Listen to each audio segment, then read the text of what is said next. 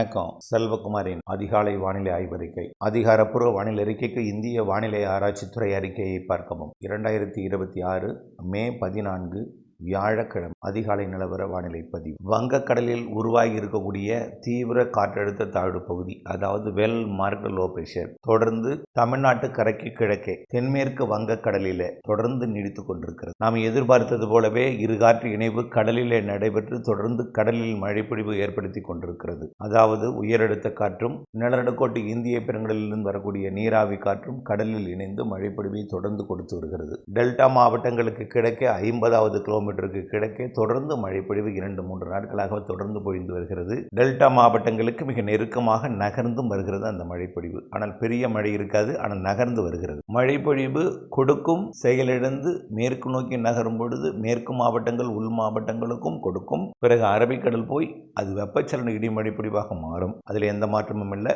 தொடர்ந்து மழை இருக்கு. மேற்கு மாவட்டங்கள், கர்நாடக எல்லையோர மாவட்டங்கள், உள் மாவட்டங்கள், வட உள் மாவட்டங்களுக்கு மழை இருக்கு. இந்த நிகழ்வு தொடர்ந்து வங்கக்கடலிலே தமிழ்நாட்டு கரைக்கு கிழக்கு புறமாக நீடித்து கடுமையான ஒரு மேகமூட்டத்தை, ஒரு மழை காலம் போல அறவே ஒரு 2-3 நாட்களாகவே சூரிய வெளியே வரல. இருள் சூழ்ந்து காணப்படுகிறது டெல்டா. கடலூர், மயிலாடுதுறை, ஒட்டுமொத்த வடகடலோரம் எல்லாமே, குறிப்பாக கடலூர், மயிலாடுதுறை, காரைக்கால், நாகப்பட்டினம், திருவாரூர், தஞ்சாவூர் இதெல்லாமே கடும் இருள் சூழ்ந்து, புதுக்கோட்டை எல்லாமே காணப்படுது. தற்பொழுது மழைப்பொழிவை கொடுக்கக்கூடிய அந்த அமைப்பு கடலில் தான் இருக்கு. கண்டிப்பா இந்த நிகழ்வு மேற்கு நோக்கி நகரும், படிப்படியா செயலிழக்கும். ஏற்கனவே நம்ம சொல்லியிருக்கிறோம். இப்போ தீவிர தாழ்வா இருப்பது தாழ்வா மாறும், அதாவது லோ பிரஷர் ஏரியாவை மாறும். பிறகு தாழ்வு நிலையாக மாறும், அதாவது கடலோடு இணைந்த காற்று சுழற்சியாக மாறும், கீழடுக்கு சுழற்சியாக மாறும். பிறகு அது தமிழ்நாட்டின் வளிமண்டலம் வழியாக மேலடுக்கு சுழற்சியாக மேற்கு நோக்கி பயணிக்கும். மேற்கு நோக்கி பயணிக்கும் பொழுது அது கலைந்து போடுற காரணத்தினால கண்ணுக்கு தெரியாது.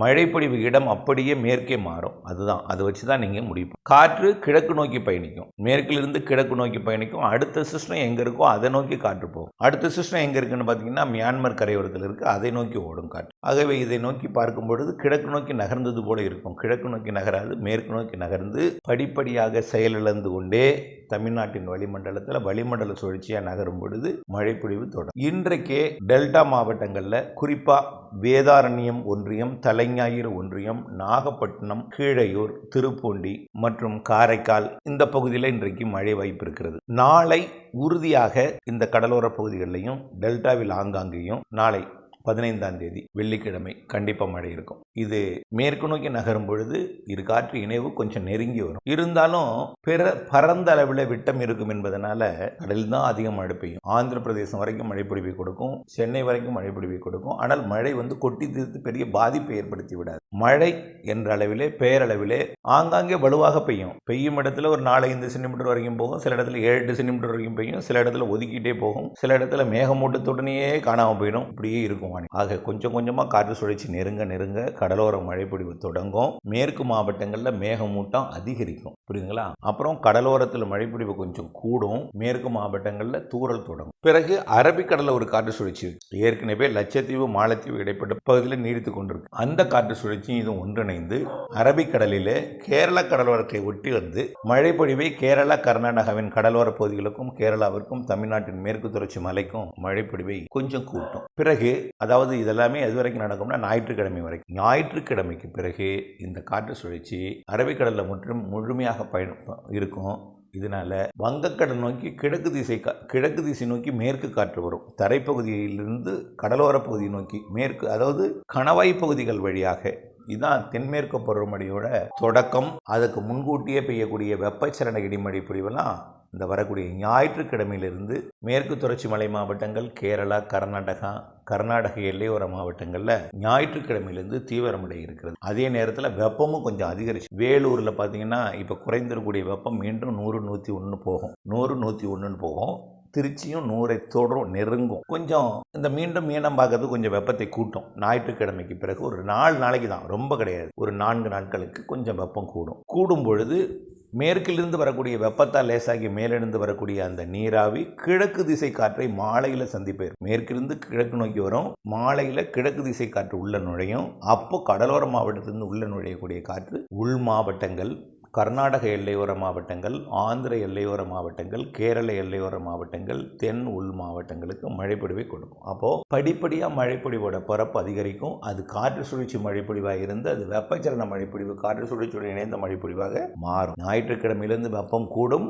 அது மழைப்பொழிவையும் அதிகரிக்க செய்யும். இடி மழைப்பொழிவாக கர்நாடக எல்லையோர, ஆந்திர எல்லையோர, வட உள் மாவட்டங்கள், உள் மாவட்டங்கள், மேற்கு தொடர்ச்சி மலை மாவட்டங்கள், தென் மாவட்டங்கள், தென் உள்பகுதிகள் என்ற மழைப்பொழிவை கூட்டும். வங்க கடலோரம் மெல்ல நள்ளிரவுக்கு பிறகு அதிகாலையில் வரும். குறைவான மழைப்பொழிவை கொடுத்தாலும் போராடி ஒதுக்கி ஒதுக்கி ஆங்காங்கே மழைப்பொழிவை கொடுக்கும் கடலோரம். ஆனால் கடலோரத்தில் ஒரு 4 நாளைக்கு வெப்பம் கூடும். இதை வச்சு மீண்டும் அதிகரித்து விட்டது வெப்பம்னு அச்சப்பட வேண்டாம். ஒரு 4 நாளைக்கு மட்டும் வெப்பம் கூடும். ஏன்னா மேற்கு திசை காற்று வரும் பொழுது கடலோரத்துக்கு கொஞ்சம் வெப்பத்தை கூட்டினாலும் மாலை நேரத்தில் கிழக்கு திசை காற்று நுழைந்து இடிமழை பிடிவை ஏற்படுத்தும். அதனைத் தொடர்ந்து தென்மேற்கு பருவமழை தொடங்க போகுது. 25ஆம் தேதிக்கு மேலே கேரளா மற்றும் லட்சத்தீவு மற்றும் கர்நாடகா பகுதி இடைப்பட்ட பகுதியில் உருவாகக்கூடிய காற்று சுழற்சி 26, 27 நெருங்கி 28லிருந்து தென்மேற்கு பருவமழையை கேரளாவுக்கு தொடுக்கும். 28 மே 20 அதிலிருந்து பருவமழை தான் தொடங்கியதிலிருந்து பருவமழை நன்றாகவே இருக்கும்.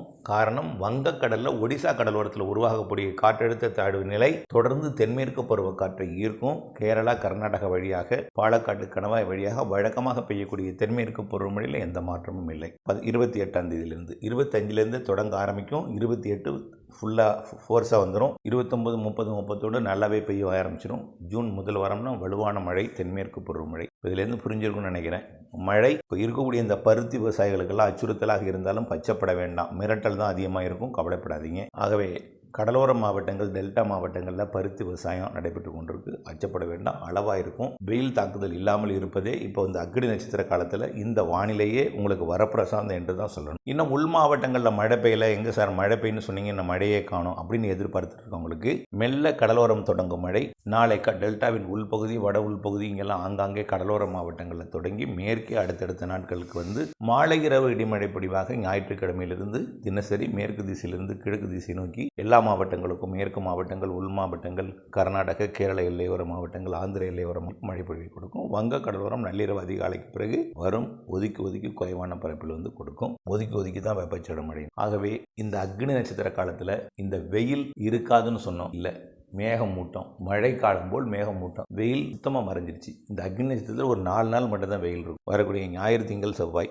அதாவது வரக்கூடிய ஞாயிறு, திங்கள், செவ்வாய் ஒரு 20ஆம் தேதியிலேருந்து 22, 24ஆம் தேதி வரைக்கும் கொஞ்சம் வெயில், அவ்வளோதான். இதுக்கு மேலே பெருசாக வெயில் இருக்காது. அதுக்கப்புறம் தென்மேற்கு பருவக்காற்று வந்துடும். ஆகவே அக்னி என்பது மேகமூட்டம், காற்று சுழற்சி, மழையினால் அது காணாமல் போய்விடும் என்று ஏற்கனவே அறிவி. மழை எதிர்பார்த்து கொண்டிருப்பவர்கள் சற்றே பொறுமையாக இருங்கள். காற்று சுழற்சி கடலை விட்டு மேலே எழும்பட்டும், செயலிழந்து மேற்கு நோக்கி நகரட்டும், மழை பொழிவு தொடங்கும். பொறுத்திருங்கள், இணைந்திருங்கள். அப்டேட்ஸுடன் நன்றி. அனைத்து மாவட்டங்களுக்குமே இருக்குது. தென் மாவட்டங்களுக்கு உண்டா அப்படின்னு சொல்லக்கூடாது, எங்கள் மாவட்டத்தின் பெயர் சொல்லணும்னு சொல்லக்கூடாது. இது நகர்ந்து எங்கே மழை தொடங்க போகுது அப்படின்னு பார்த்தா டெல்டா மற்றும் அதனை ஒட்டியுள்ள கடலோரத்துக்கு முதல்ல நாளைக்கு லேசாக தொடங்கும் ஆங்காங்கே. பிறகு மேற்கு நோக்கி நகரும் பொழுது தான் அடுத்தடுத்த அப்டேட்ஸ் எல்லாம் வழங்குகிறோம். இணைந்திருங்கள். அப்டேட்ஸ்